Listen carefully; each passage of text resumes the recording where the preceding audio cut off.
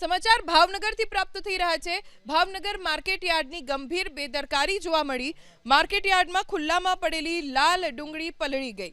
Mahuva market યાર્ડમાં હવામાન વિભાગની આગાહી છતાં સત્તાધીશોએ બેદરકારીના કારણે અંદાજિત 7,000થી વધુ ડુંગળીની બોરીને ખુલ્લામાં રાખતા વરસાદમાં પલળી ગઈ।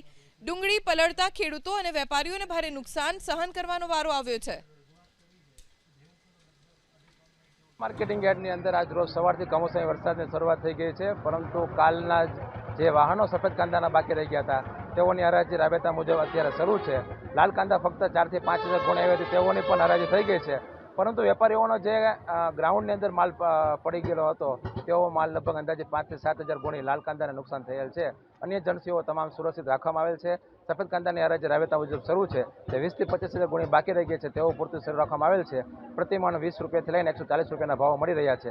નવી જાહેરાત ન થાય ત્યાં સુધી લાલ તથા સફેદ કાંદાને પ્રવેશબંધી કરવામાં આવેલ છે, જેની દરેક ખેડૂત ભાઈઓને જાણ કરતો લેટર આજ સવારથી કરવામાં આવેલ છે।